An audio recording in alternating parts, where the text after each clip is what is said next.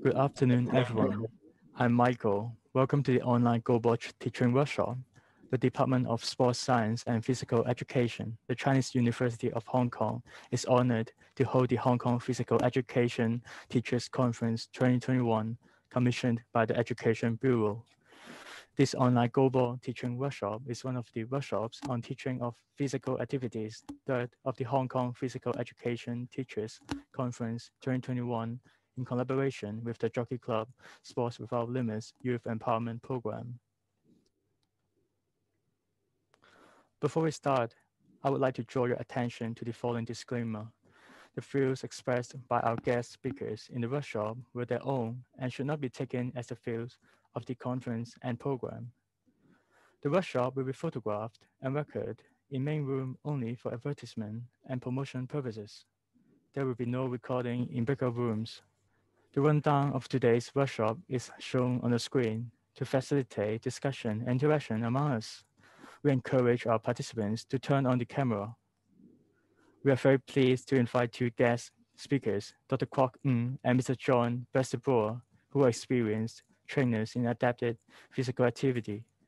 Following the online sitting volleyball workshop completed last week, we are very glad to have John and Kwok back again to share their knowledge and experience with us in this online Goalball workshop.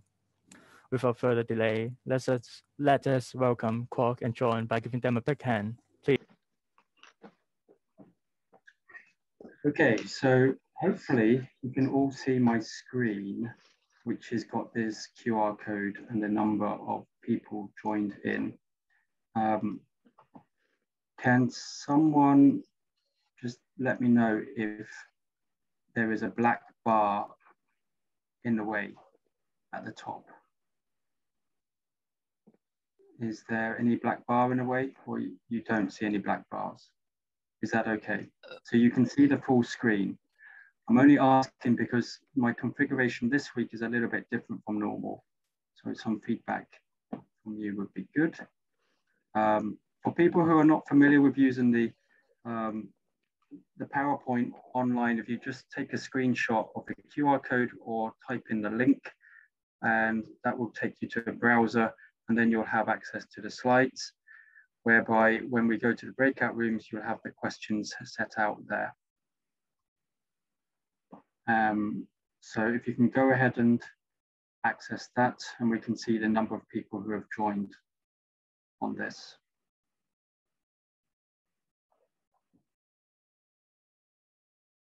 Right, so I will allow 30 more seconds for your opportunity to download this.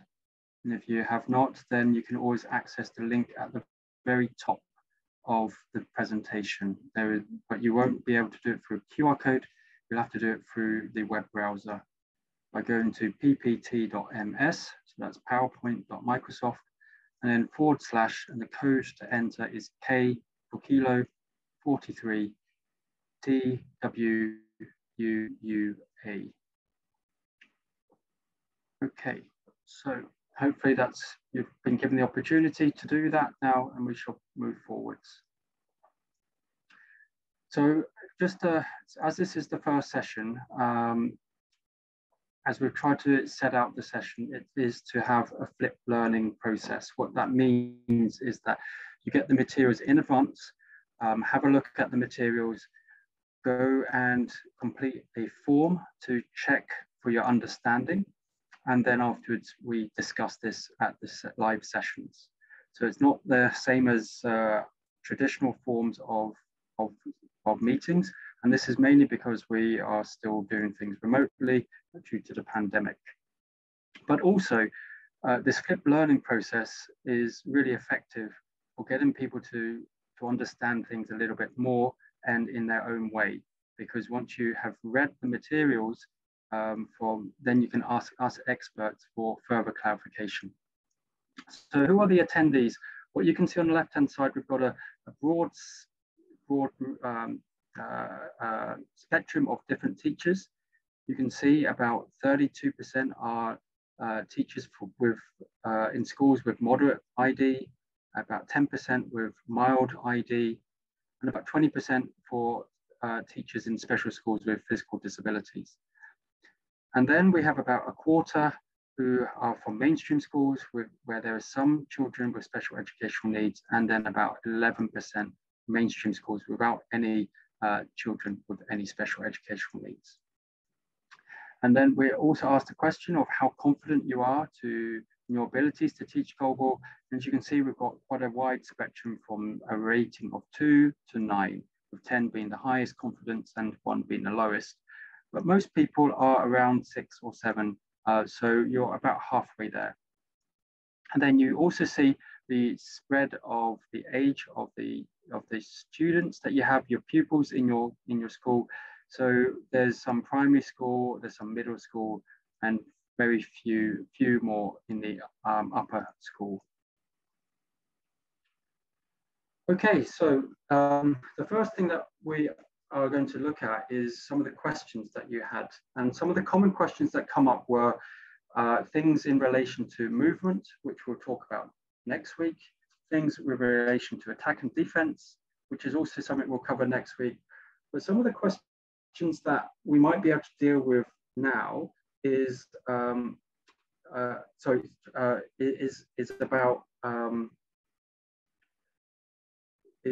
about how to what is the difference between short ball, long ball, and high ball? So this is a question for John. If you could answer that.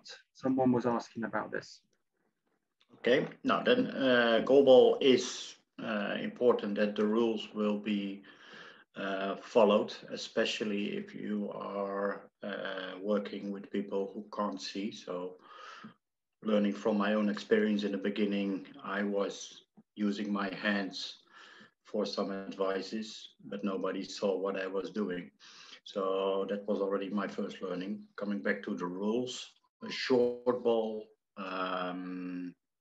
is that there is a throw from one team, but the ball is not reaching the other team in the area.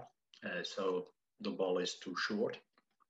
The high ball is that, as you hopefully have learned, there are 3 zones in each side. The high ball is the moment that the ball is not touching their own team area. That means that it's already starting in the neutral zone, and that's a penalty. That's a fault.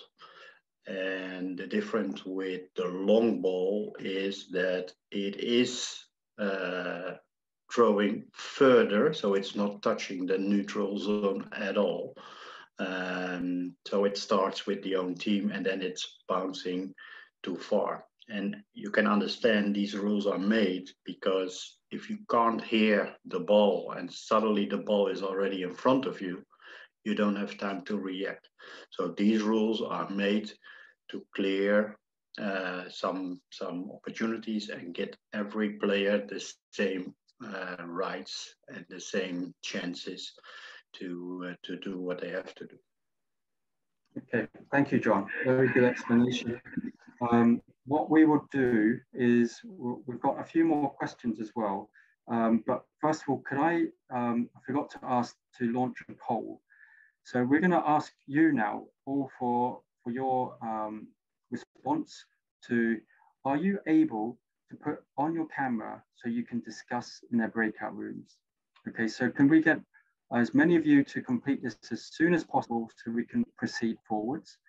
You'll have this pop up to say whether you can, yes, all of the time in the breakout rooms, yes, some of the time. So if you are speaking or if you want to speak, you can put it on.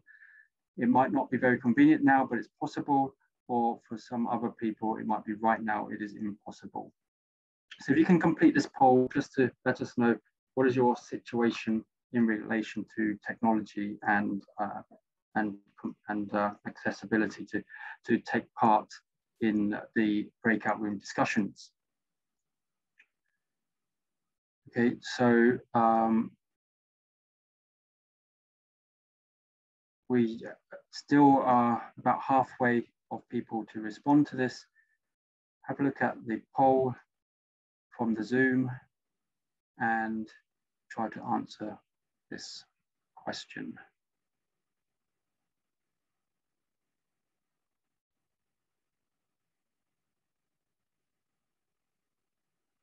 we're still missing a few people to complete this. I don't know if it would help. Is it Eva? Would you be able to give the instructions in Chinese at all to ask people to make a choice? Sure.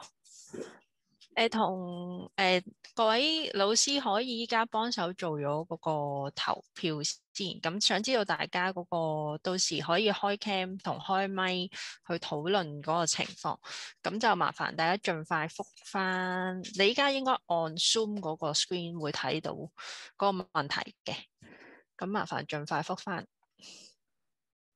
Okay. Should be able to understand. Very good. We should then be getting more teachers responding to this. And you all know, you are all teachers, you know what it's like to interact with people online, especially during a pandemic. So you know how important it is to stay engaged. Okay, we will stop the poll in about 10 seconds. So this is your last call, last chance to tell us whether you are able to or not able to. Okay, all right, so I'm gonna close the poll and it is now closed.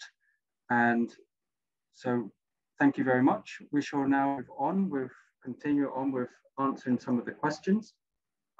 So another question that was raised was that we can answer this week is,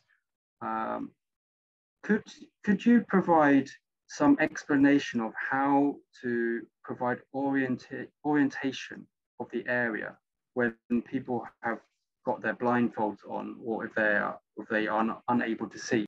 So John, would you be able to provide some ways that you could help with providing orientation of the area? Well, what will be important with Goalball is that players feel comfortable, and orientation with or without a ball, both is possible.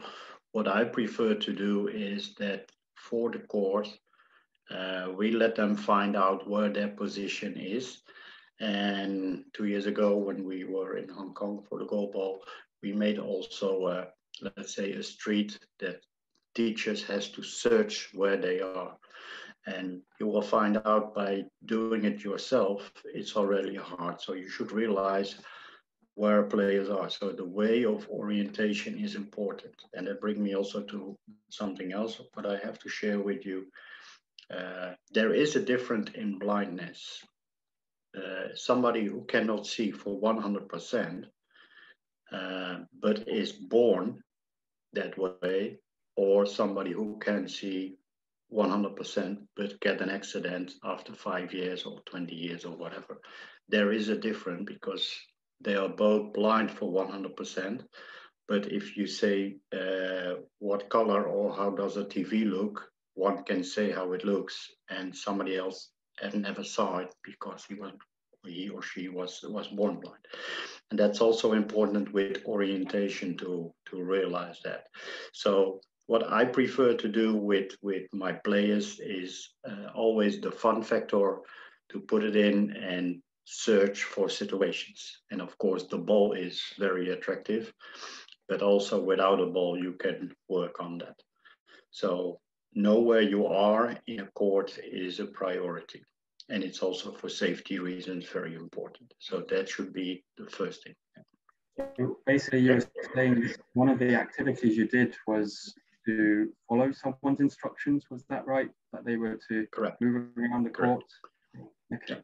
So in other words, you would get people to work in pairs, or to follow the teacher to move from one point to the other point? Yeah, correct. Working in pairs means that one is giving the commands and the other has to trust the commands and find out how it works, where it is. Right. So sitting on the floor is a priority then. Okay, that's very, very good practical advice there for that activity. There's also another question, so it's great to have these questions coming in about what would be the first step to teach Goalball.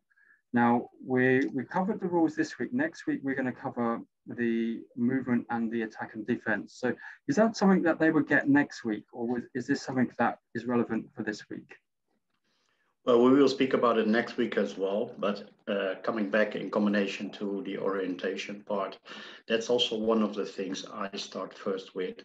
As I said, if you know where you are on court, especially with players around you, it is important that you feel confident of what is going on and having your position. So that should be one of the first things to teach, besides gripping the ball and stuff like that. It's wonderful if somebody can throw very hard, but it's more important that in a team, everybody knows what they are doing. So working together in that kind of things in the orientation is a priority. Right, okay, fantastic. So, and then there's another question about setting up equipment. And I think we're going to cover that in the third week, when we're going to talk about some adaptations, because it really depends on your environment. We saw some teachers say that they didn't have the court or the space. So hopefully we're going to teach you through how you might have some confidence in your area to create some elements of playing goalball. Another question that they have is how to communicate with the players with no sight. So do you— Excuse me, John and Kwok, may I just explain a bit for the teacher to see the translation? I'm thinking maybe easier for them to understand what you are talking about. Just I would like to say a few words about the translation on the live PowerPoint in Cantonese. Yeah.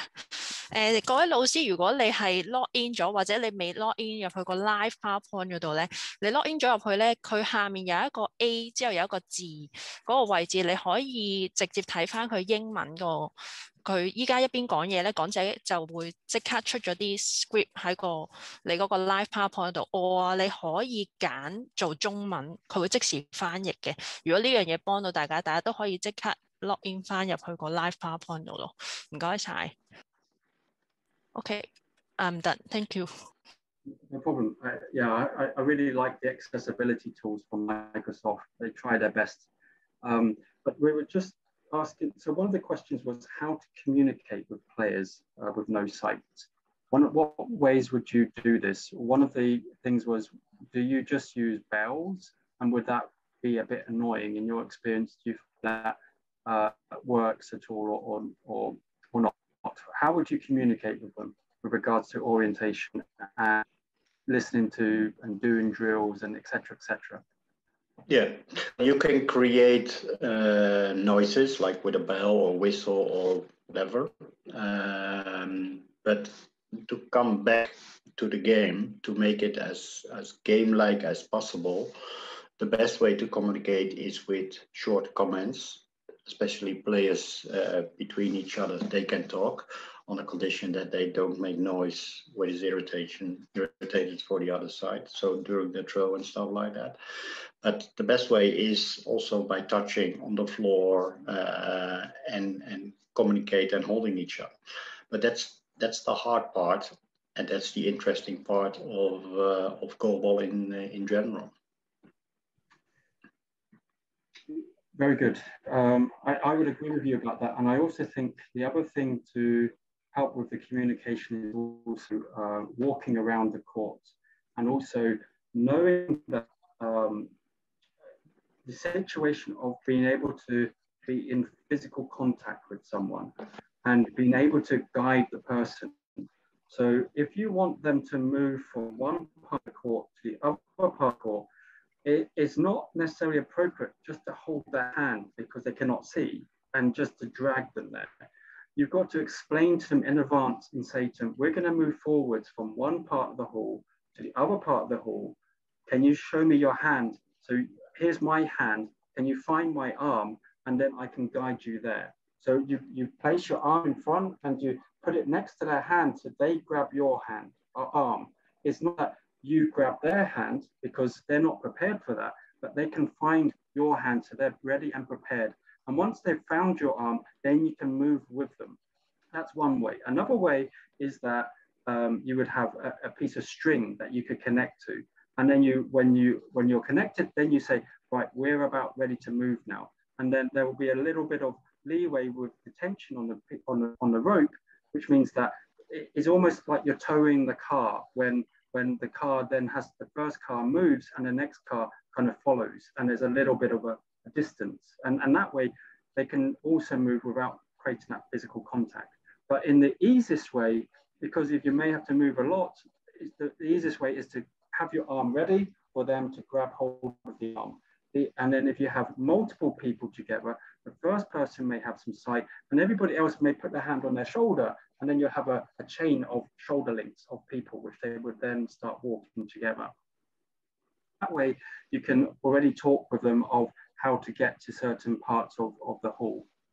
What you will see, to interrupt you, Kwok, is also during games, international games, if the players have to leave the court, they go standing behind each other, holding each other's shoulders, and then they follow their trainer going to the changing rooms and stuff like that. So they are used to it as well. And that's also good for the learning process.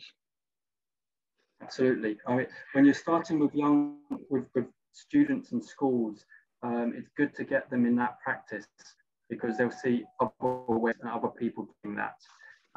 But yeah, it's the experience of children who have not got the experience of visual impairments or blindness to then be put in that situation to be blinded, to then know how to move forward safely, because you've taken away one of the main senses that people rely upon. Sight is such, we depend on it so much. Without it, we feel very uncomfortable about all kinds of things, especially when you're having to move and you're not sure if there's an object in front of you and if you're going to hit your head or if you're going to hit your leg or something. So you have to create that safe environment for people and guide them through that by communication. So one other question is about penalties. So we've got this already prepared. So I'm going to move to the next slide. And some of the questions was about how penalties are organized. So I'm going to show you a short video. It's 1 minute, and I'm going to just press play now, and then maybe we can talk through this. John, if you want me to pause at any time, do let me know, and you can talk through it a little bit more. Oh, it's okay. Yeah. He's given away the penalty as Matt Loftus on ball given from the. So just a question, I suppose people are not able to hear this, or are they? Just the commentators. Opportunity for Seremeti just to close the gap with the score line. It's online.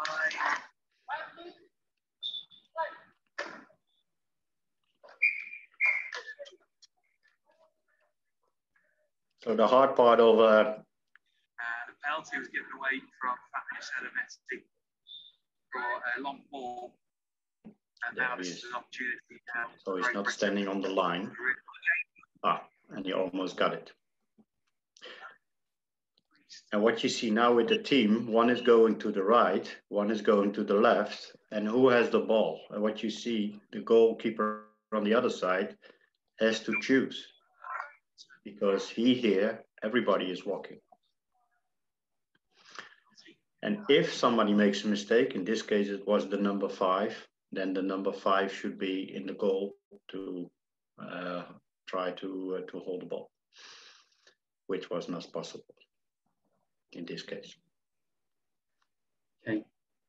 So it sounds like a penalty is the same, but in this short video, you see already different opportunities coming forwards, staying on the line, choosing a position, left or right, and hoping that the ball is coming there.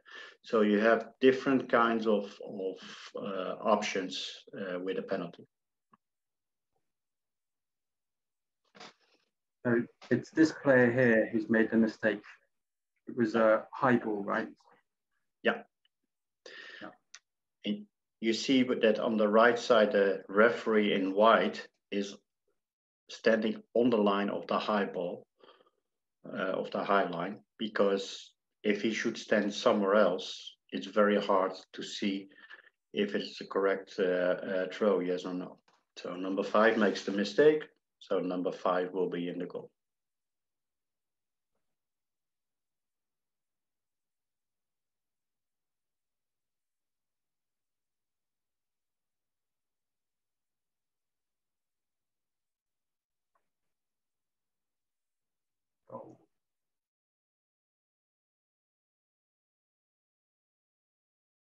This, right, now then, we have, shall move forwards now.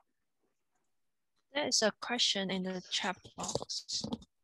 Okay, I'm unable to, okay, I've got this. Is all the line of the court rough so you know where the ball they are thrown to? Or how do you know the ball is whether touching their own or the area of the other team? Okay. If I understand it well, the question is, how do players know that they are throwing correct or wrong? If I understand the question well. And you will be surprised that a lot of players can hear if the ball is wrong. I was surprised in the beginning of that because I was thinking, I didn't see it. How come you know so sure that it's a wrong throw? And if I look back at the videos, I saw they were right. So very good players can hear the difference. But the best way, of course, is to get the distance. So what you see, but we will see that next week as well.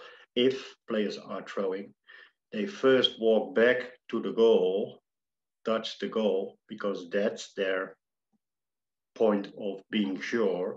And then they know from that position, it is max 6 meters.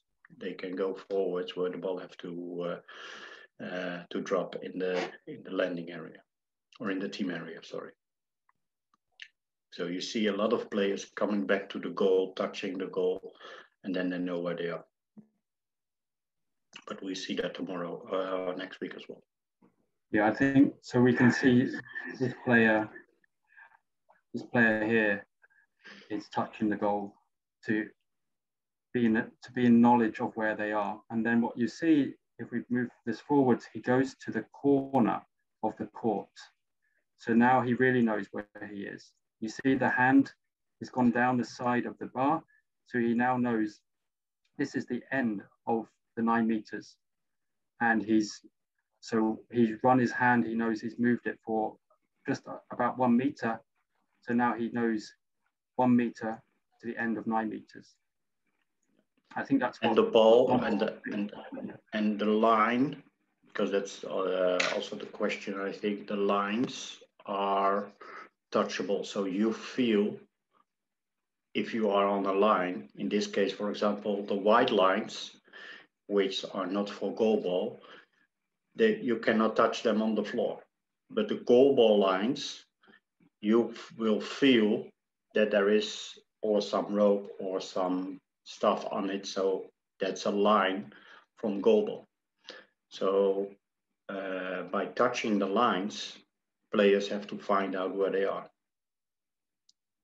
And that's also, if you saw in the presentation which was sent to you, that the middle line is 50 centimeter, 50, while the left and the right orientation line are a little bit smaller, 15 centimeters. So that means that if you are searching and you have the 50 centimeter line, then you know you are in the middle. So I should be going more to the right or to the left if that should be your position. But all the lines you can feel that is the line for goal. Yeah, and in this competition court, of course they use the volleyball court, but in terms of for children, you can start thinking about using the badminton court. And again, we'll cover this in the third week. But yes, there is some texture to the lines. That's different from what's on this volleyball court line, the red lines, and then the badminton lines, the white lines. or even the yellow volleyball lines, which are in this hall turned sideways. And then the basketball lines are black. And again, these are just markings on the floor, but there's no texture to it. Okay, so thank you for raising these questions, excellent questions. We should be able to go to breakout rooms, and then we'll go to do a poll. So we will set you up into breakout rooms for you to have some discussions and try to discuss for the next 15 minutes how to plan the environment in your school. Describe the benefits of Goalball for your pupils in your school, and what safety considerations do you need to include Goalball in your school. So what safety considerations do you need to include Goalball in your school? Okay, so there's 3 topics to discuss, and you know, when you're in your breakout rooms, we will have some facilitators, and feel free to discuss in your own language, in your own way of understanding, just to help you to understand this better. Okay, and afterwards we'll come back to the main room to share some of the findings. Okay, so we shall begin the breakout rooms now. Welcome back, everyone. I hope you had a really good discussion. In the room that I was in, we had heard some very nice discussions with the issues that you have. Would anybody like to share with us some of the good examples you have about safety considerations? So what have you been thinking about with regards to safety considerations, but also some of the solutions to these issues? Anybody in any group want to? Sorry, can I see the question? The previous slide you have showed. What safety considerations do you need to include Goalball in your school? Oh, okay. Can I just answer the first question first? Sure. Go ahead. Oh, actually, I'm Alex. I'm from a mainstream school, PE teacher, and I think it is too difficult to set up goal like line meters in normal school, and we don't have really spacious basketball court, and maybe we don't have such enough facilities. But I think the benefits of Goalball for our mainstream school students is let them have a very good opportunity to understand how students with physical problem,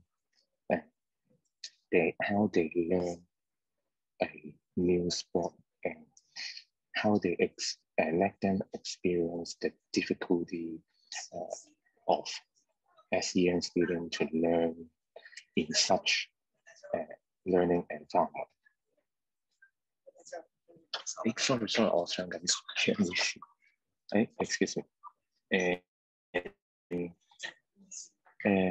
I really want to promote this Goalball in our school, mainstream school, because I think it is a good chance that our students will experience this interesting sport. But in our school, we don't have too much SEN students, especially vision problem. And for the safety consideration, just like I have mentioned, we don't have enough space, and our target is healthy students with no physical problem. So when they trying to be blind, they don't have any idea how to protect themselves, and we yes. I'm so sorry, my English is not that fluent. I hope you can understand what I mean. No problem. Thank you for sharing. Thank you for sharing that. This is really good point that you raised. I'd like to. Maybe you have any question, I can speak in Cantonese and let your assistant to translate for me. Yeah, just it's no problem, no problem. I think I really appreciate hearing what you've said. It's really good to hear your experience in the mainstream schools. And just a few things with Goalball, you don't have to have a physical disability. It's more of a sensory disability. It's more of a visual impairment.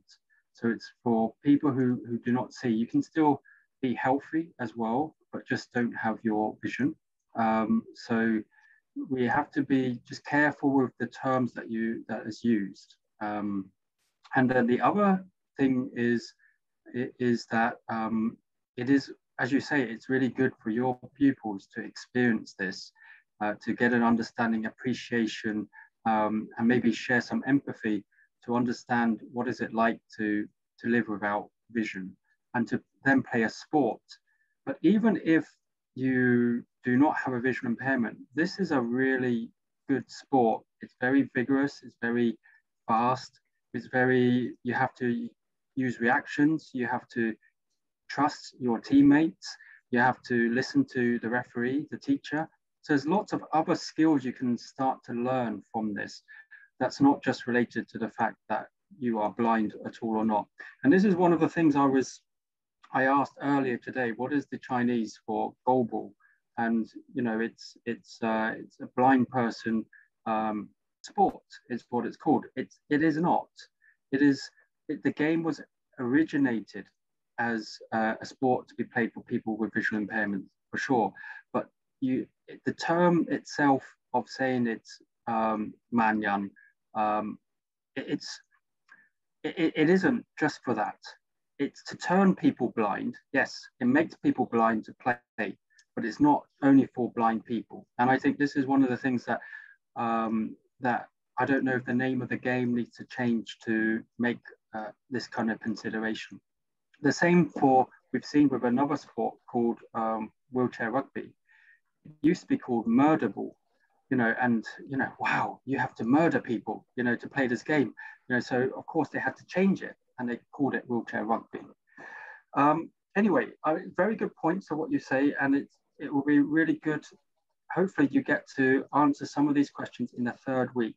The next week you learn some of the techniques, and in the third week, how you actually apply this in your school setting, and hopefully come back to us again after the third week if you feel that you still have many questions of how to implement it in your school. Okay. I say something about that to support your story, Kwok. Because when I started with Goalball, and I don't have disabilities but suddenly I was putting glasses in front so I couldn't see, and I was playing with somebody who was blind. And the blind person was giving me advice and was helping me and was supporting me, because suddenly I came in his world and he gave me the advice. And that was a brilliant tip from him. He said, what you should do at home, where you live, in your living room, you put these glasses on for 20 minutes. He said, that is your area where you are very comfortable. But you will find out those 20 minutes or half an hour, suddenly you're not very comfortable anymore, because you know where your couch is, you know where your TV is, you know where, but you will find out that suddenly you have to think in a different way.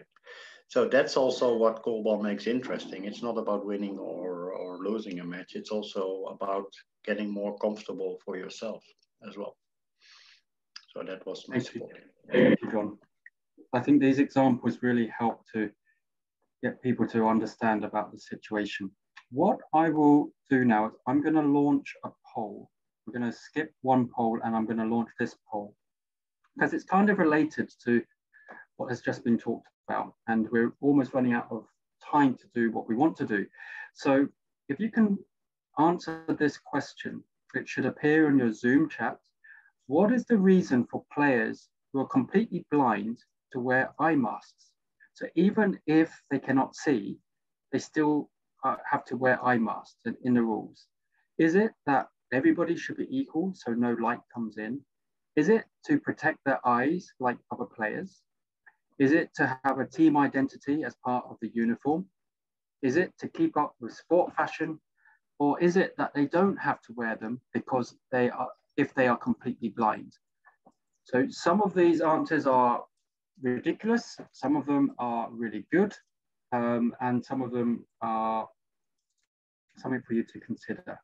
So have a look at this poll, put what you think is the most appropriate answer to this question. What is the reason for people who are completely blind to wear eye masks when playing goalball? Okay, I'll give you 15 more seconds. So hopefully you get a chance to go to the Zoom poll. If you don't mind, it's not too much trouble for you to go to the Zoom poll and to select the answer that you feel is the right answer to this question. What is the reason for players who are completely blind to wear eye masks? Eva, could you just maybe ask the quick question for people in Chinese, please? Okay. 想問下各位老師，覺得如果啲參加者係完全睇唔到嘢，點解都要戴個 eye mask？ 咁就有5個 option， 咁就麻煩各位老師可以俾翻個你自己覺得最啱嘅意見啦。第一個就係令到佢哋個個都平等啦，就冇任何嘅光線可以影響到佢哋啦。第二就係保護佢哋隻眼啦。咁另外就係好似一個 uniform 咁樣啦。咁另外就係 fashion 型啲啦，同埋就如果老師覺得佢哋如果係完全唔盲嘅話，唔使戴嘅，都係最後一個 option 咯。咁就麻煩盡快填翻嗰個 polling， 唔該。Good, John? Okay, so we will close this poll in just a few seconds. Okay, right, we are ending the poll and we're going to share this now so you get to see what the other teachers think as well. This is anonymous. So we have 64% say that everybody should be equal, so no light can come in. 23% say to protect their eyes like other players in case the ball hits their eyes. And the other 14% say to have team identity as part of uniform. John, do you have some comments about these answers? Well, I think that the first answer should be the correct one. Even the other two ones, I understand as well. It's of course not about sport fashion because if you play a match, you want to win, yes or no. And if you wear a yellow or blue, that doesn't matter. That's the same with the eye masks. And maybe it's good. I give you an example. What happens when I was playing with somebody who was blind and who had to wear eye mask, and he got irritated. He said, I don't want to wear. Everybody knows I'm blind. I cannot see. So why should I wear it? And I said, but why should I wear it? He said, yeah, but you can see. I said, yeah, but you tell me that it irritates you, but it irritates me as well. So if you are not wearing it and I must wear it, so I get irritated as well. So that's not fair. So that's also one of the reasons that it should be equal. So it's not only that everybody, the discussion of can you see or can you not see, that should be gone, but also it should be everybody should be equal. So if it irritates, then it's up to you. Thank you. Thank you. Very good example there as well. But yes, we will also talk a little bit about the irritation in the third week for some potentially some children with intellectual disabilities as well. Okay, so we will only have 10 minutes for this. So we're going to do the same thing. We're going to go into breakout rooms and now focus on the idea of how to make equipment adaptations. Now we will cover this in more detail in the third week, but just to start thinking, because you will have to start thinking about your lesson plans, and so you may have to make some adaptations. So discuss about adaptations for the balls, adaptations for the goals, and adaptations for the court markings, okay? So we'll see you in just over 10 minutes.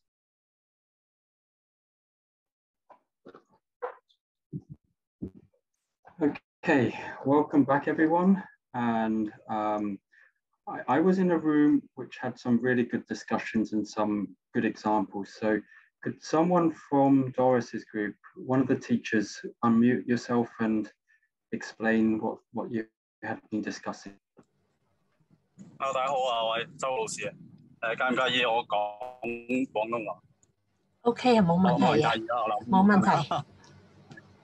咁我哋啱啱討論咧就係講緊個波嘅 modification。咁就係話，因為我就有見過嗰個真實嗰個波係點樣嘅。咁我咧就見到嗰個波入邊咧係有唔記得3個定有，總之有啲啷啷喺入邊嘅。咁之前咧大家見過，即係可能睇片咧，喺 PowerPoint 入邊見過啲片咧，咁就會見到用啲膠袋包住一個排球咁掉出去啦。咁嗰個其實嗰個聲響咧就唔係好明顯嘅。咁就因為我哋蒙住眼，我哋好依賴嗰個聲音去判斷個方向。咁所以咧，咁我就有啲建議啦，就係用一條繩咁樣黐住一個波，咁跟住咧就掹咗啷啷咁樣。咁但係我組入邊咧就會另外有一啲 concern， 就係啲 safety 嘅 concern 啦，就話會個啷啷會揈到啲學生啊，會撞到佢啊咁樣，係啦。咁我哋嘅咁我自己個人嘅結論咧就呢個就有好有唔好啦。咁就咁啊最好就買翻個真實嘅一個嗰個Goalball。係，唔該各位。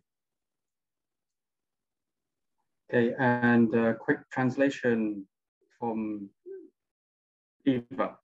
Yes. Yeah.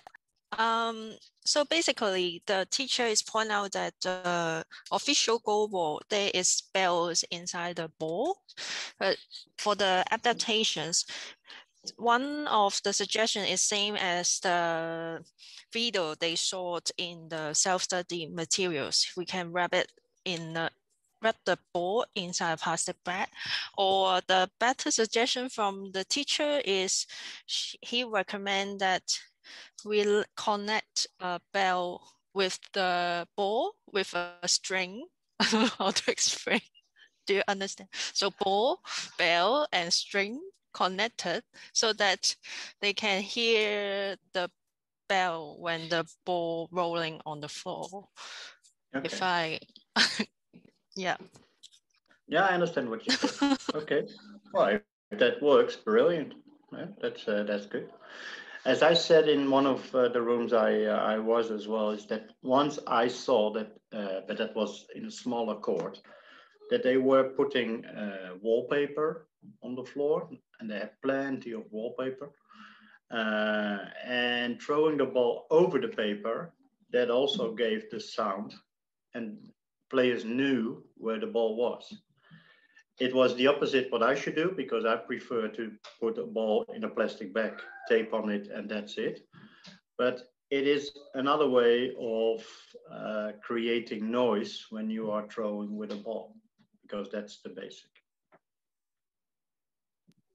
Yeah, and just to continue on with that idea of putting the ball and the string and the bell together was the safety concern. So whatever you do with the adaptations, you want to consider your pupils in your class and how well they behave and how well it is safe for them to do.